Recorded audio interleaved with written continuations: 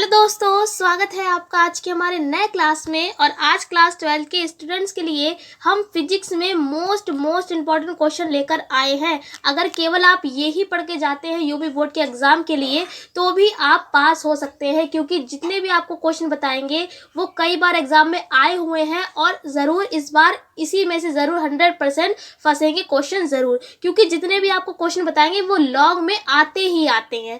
तो चलिए समय ना बर्बाद करते हुए आपको बताते हैं। सबसे पहले ये देखिए क्वेश्चन, ये तो शॉर्ट में आता है कि पूर्ण आंतरिक परावर्तन क्या होता है और इसकी शर्तें बताइए, या आपसे केवल इसकी शर्तें पूछी जा सकती है। तो आप जितने भी क्वेश्चन हम आपको बताएंगे उन क्वेश्चनों को बिल्कुल भी ना छोड़ें, वो आपको ये क्वेश्चंस पढ़ने ही पढ़ने हैं, ठीक है। फिर उसके बाद देखिए अगला क्वेश्चन है पतले लेंस के लिए सूत्र। पतले लेंस के लिए सूत्र आपको हमने प्रूफ कराया है। अगर आपने वो वीडियोस नहीं देखी हैं तो आप चाहें तो देख सकते हैं। सब जितने भी यहाँ पर टॉपिक हैं उनकी अलग से वीडियो बनाई गई है। जो टॉपिक नहीं यहाँ पर हमारे चैनल पर अवेलेबल है, अगर आप कहेंगे तो उसकी भी अलग से वीडियो बना दी जाएगी। फिर उसके बाद देखिए तीसरा क्वेश्चन है संपर्क में रखे दो पतले लेंसों के लिए सूत्र। यहाँ पर क्या है, फोकस दूरी का सूत्र निकल के आता है। इस तरीके से दो लेंस आपस में रखे होते हैं और क्या होता है, यहाँ पर आपको फोकस दूरी का सूत्र निकालना होता है। इस तरीके से कुछ निकल के आता है 1/f बराबर 1/f1 प्लस 1/f2। ये भी चैनल पर अवेलेबल है, अगर आप चाहें तो देख सकते हैं।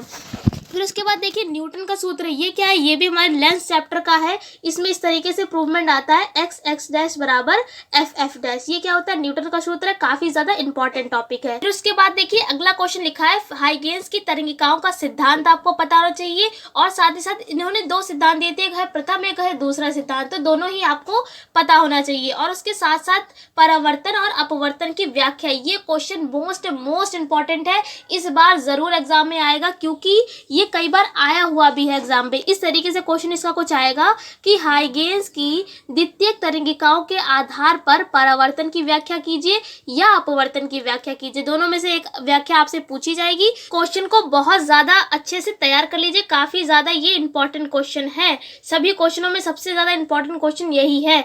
और साथ ही साथ ये फ्रिंज चौड़ाई का व्यंजक, इसमें लास्ट में प्रूवमेंट आता है W बराबर लैम्डा D/D। ये भी काफी ज्यादा इंपॉर्टेंट क्वेश्चन है।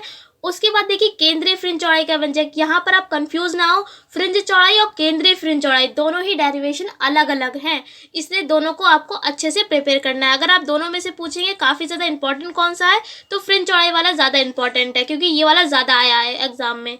उसके बाद देखिए पीएन संधि डायोड, फुल कॉन्सेप्ट का मतलब है कि पीएन संधि डायोड के बारे में आपको पूरी जानकारी होनी चाहिए कि यहाँ पर हमने किस तरीके से इसमें पीएन संधि डायोड में पीएनपी ट्रांजिस्टर, अगर ट्रांजिस्टर की बात करें तो पीएनपी ट्रांजिस्टर होता है, एनपीएन ट्रांजिस्टर होता है।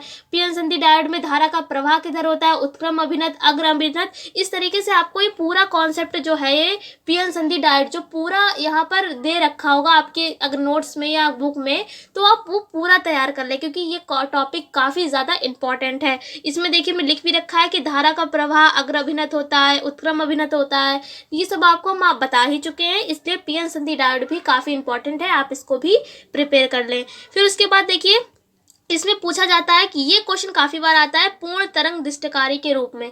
इस तरीके से आएगा कि पीएन संधि डायोड का हम पूर्ण तरंग दृष्टिकारी के रूप में किस प्रकार प्रयोग करते हैं, इस टाइप से आपका क्वेश्चन आएगा, तो आपको करना होगा। इसलिए हमने केवल हेडिंग मेन लिख दी है, आप इसको भी तैयार कर ले, ये भी काफी ज्यादा इंपॉर्टेंट टॉपिक है। और साथ ही साथ अर्ध तरंग दृष्टिकारी के रूप में भी, दोनों ही इंपॉर्टेंट है। उसके बाद देखिए खगोलीय दूरदर्शी है, उसके बाद अक्षीय और निरक्षीय में स्थिति में तीव्रता, ये भी आपको आना चाहिए। ये तो बहुत ज्यादा इंपॉर्टेंट भी है और काफी ज्यादा सरल भी है। उम्मीद करते कि आपको ये आता ही होगा। अगर नहीं भी आता है तो इसकी भी अवेलेबल है वीडियो हमारे चैनल पर, आप चाहें तो देख सकते हैं। उसके बाद देखिए विद्युत द्विध्रुव पर लगने वाले बलयुग्म का घूर्ण, ये आता है टाउ बराबर PE sine theta. Sine theta हटाते हैं, थीटा की जगह 90 डिग्री रख देते हैं, तो टाउ मैक्स का मान आ जाता है टाउ बराबर PE। उसके बाद देखिए फिर लिखा हुआ है समांतर प्लेट संधारित्र, ये भी आ सकता है। अगर पूछा जाएगा केवल समांतर प्लेट संधारित्र, तो आपको इस तरीके से इसका कुछ डायग्राम होता है, आप इसमें के बारे में लिख देंगे। और अगर पूछा जाए कि बीच में कोई परावैद्युत पदार्थ की पट्टी रखी हो, तो वो डेरिवेशन अलग हो जाएगा, उसमें क्या हो जाएगा, कुछ वहाँ पर कंडीशंस लग जाएंगी। तो दोनों ही डेरिवेशन आपको आने चाहिए। उसके बाद देखिए लिखा है आवेशित समांतर प्लेट संधारित्र की प्लेटों के बीच वैद्युत क्षेत्र में ऊर्जा घनत्व, ये लास्ट में प्रूवमेंट आता है U बराबर हाफ एप्सिलॉन E स्क्वायर। ये आपसे एग्जाम में पूछा जा सकता है, इसे सिद्ध करने के लिए भी, या ये क्वेश्चन आपका लिख के आ जाएगा, फिर भी आपको यही प्रूफ करना होगा। ये भी डेरिवेशन बहुत ज़्यादा आसान भी है और इम्पॉर्टेंट भी है। उसके बाद मुक्त इलेक्ट्रॉन मॉडल क्या होता है, इसकी जानकारी आपको होनी चाहिए। ओम के नियम की उत्पत्ति भी आपको पता होनी चाहिए। B बराबर IR होता है ओम का नियम, इसकी आपको प्रूवमेंट करना होगा। किरचॉफ ने 2 नियम दिए, प्रथम नियम और दूसरा नियम, दोनों नियम आपको पता होने चाहिए। उसके बाद देखिए गॉस की प्रमेय है, वो भी आपको पता होना चाहिए। और गॉस की प्रमेय की उत्पत्ति यानी कि प्रूवमेंट इसका, और साथ ही साथ कूलाम के नियम की उत्पत्ति गॉस की प्रमेय की सहायता से। ये जो टॉपिक है ये वाला कूलाम के नियम की उत्पत्ति वाला, ये देखना एग्जाम में 100% आएगा ज़रूर। अगर ये नहीं आएगा तो गॉस के नियम इसकी सहायता से अनंत आवेशित चालक वाला आ जाएगा। यानी कि कहने का मतलब ये है कि गॉस के नियम की सहायता से कोई ना कोई साथ में प्रूवमेंट आएगा ज़रूर, यानी कि कोई ना कोई डेरिवेशन ज़रूर साथ में आएगा। इसलिए कोई भी इसका डेरिवेशन ना छोड़े, चाहे वो अनंत विस्तार वाली चादर हो, या कूलाम के नियम की उत्पत्ति हो, या विद्युत क्षेत्र की तीव्रता हो, या बेलन वाला कुछ होता है उसके टाइप का भी हो, तो आपको इन चीज़ों को छोड़ना बिल्कुल नहीं है। उसके बाद बायो-सेवर्ट का नियम भी बहुत ज़्यादा इंपॉर्टेंट है। व्हीटस्टोन सेतु है, विभव मापी है, विभव मापी में काफ़ी सारी चीज़ें हैं, ये भी आपको आनी चाहिए। उसके बाद देखिए फैराडे के नियम है, और धारावाही तारों के बीच बल और एम्पियर की परिभाषा, ये भी हम डेरिवेशन शायद करा चुके हैं। अगर नहीं कराया है तो आप अगर कमेंट करेंगे तो आपके लिए उसके अलग से वीडियो बना दी जाएगी। इसमें क्या होता है, ये वाला जो क्वेश्चन है, इस तरीके से 2 तार होते हैं, एक होता है PQ, एक होता है RS। तो दोनों में जब समान दिशा में धारा होती है तो एक दूसरे को आकर्षित करते हैं, जब विपरीत दिशा में धारा होती है तो एक दूसरे को प्रतिकर्षित करते हैं। इस टाइप से ये वाला डेरिवेशन होगा।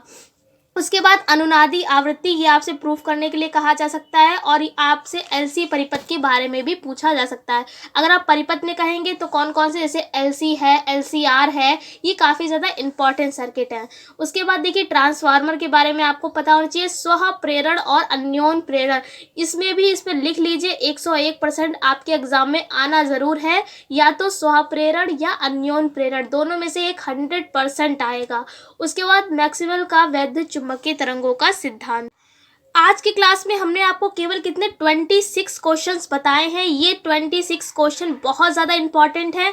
यहाँ पर आप सोचेंगे 26 तो नहीं, काफ़ी ज़्यादा है, लेकिन जितने भी बताए हैं मोस्ट वांटेड हैं, कई बार एग्जाम में आए हुए हैं।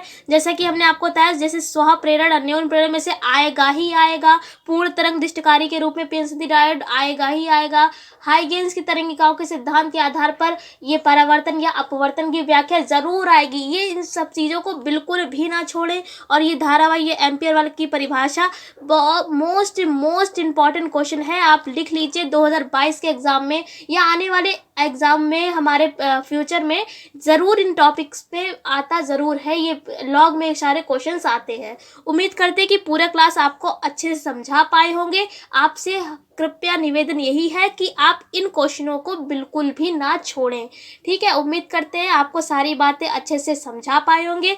अगर वीडियो पसंद आई हो तो प्लीज़ लाइक कर दीजिए, चैनल पर नए हैं तो चैनल को सब्सक्राइब कर लीजिए, और अगर आपको इन सभी में से कोई भी टॉपिक पर वीडियो चाहिए है तो आप नीचे कमेंट करके बता सकते हैं। पूरी कोशिश करेंगे आपके लिए वो वीडियो बनाने के लिए। हम आपसे फिर मिलते हैं एक ऐसी क्लास के साथ, तब तक के लिए जय हिंद।